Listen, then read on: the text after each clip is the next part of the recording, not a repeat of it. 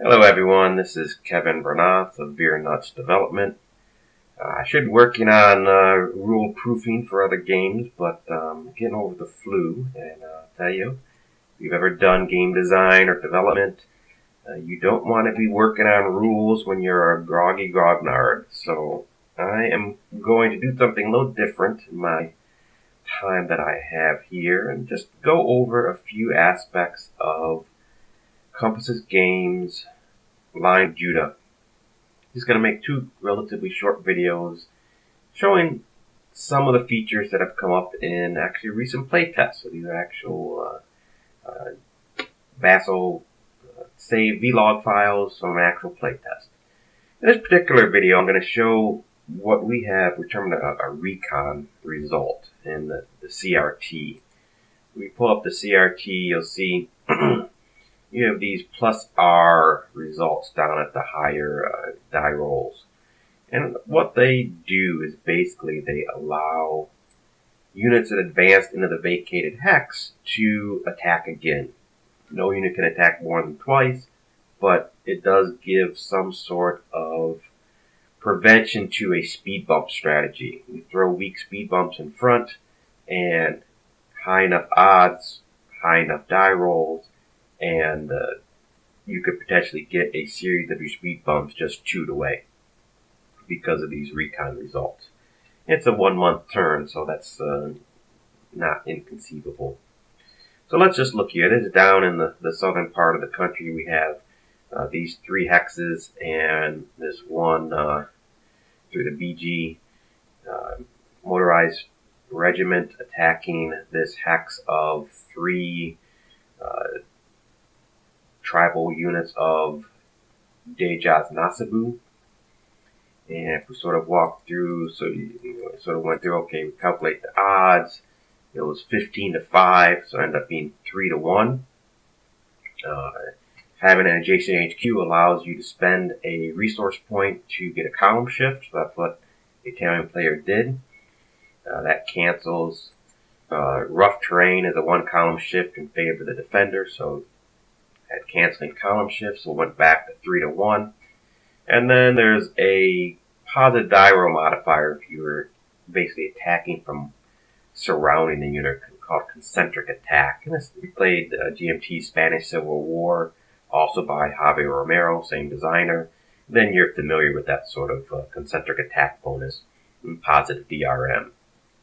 And so if you look at the CRT, 3-1, you can see, okay, probably they're going to inflict some losses on the defender, but unless they roll that 6, they're really not going to clear the hex. Because if you remember, there were 3 units in that hex. But I wouldn't be having this video if they did not indeed roll that 6. So 3-1 plus 1 DRM, there's a die roll of 6. That leaves the 0-3. So what you see are 3 units are eliminated because the hex is vacated. The recon result applies. Whatever units that advance in there are going to get the opportunity to attack again. And so the Italian player pretty much filled the hex with as much as the stack. And then they said, okay, let's have all these guys gear up and attack the leader's hex. So you can see with Line of Judah, a lot of units are hidden strength, and they're hidden strength from the owner as well until they're involved in a combat. So even the Ethiopian player doesn't know, the strength of these !6 units. Everyone adjacent attacks. We reveal the units. Looks like the total strength, they're both 1/6s, so just 3 strength. Everyone around is 28, so it's 9-1. Highest column is 7-1. So even though there's a column shift against, 9-1 becomes 8-1, still resolved on the 7-1 column. You have the concentric, because you have 2 units attacking on either side. 7-1 column, they roll a 5, plus 1 becomes a 6. They get another recon result. Now, if you remember, I said unit that did a recon can only attack twice. So all the units in this hex here that advanced in from the previous deck, they cannot attack again. But what the Italian player can do is advance in all these other units that have only attacked once so far, and they can do a recon attack. So that is what they did. They left the 016 out. And then these guys attack here. Looks like 8-1. There's a town in the hex, and that gives a column shift in the defender's favor. But 8-1 goes to 7-1, and maximum column is the 7-1 plus. And so they end up, they don't get a recon result there, but wouldn't matter, there's no one next to them. But they end up clearing that 3 area just on one series of combats because they were able to get those recon results. And so it's something that, they're not very frequent. Look at the CRT, unless you're at the highest column, you pretty much need to roll a modified 6 or higher. So you shouldn't plan on getting them. But when you do get them, they can really cause the defender some heartache. Because suddenly the guy had, not a strong defense, but certainly a defense here guarding the Dirdawa and Harar and the flanked Addis Ababa.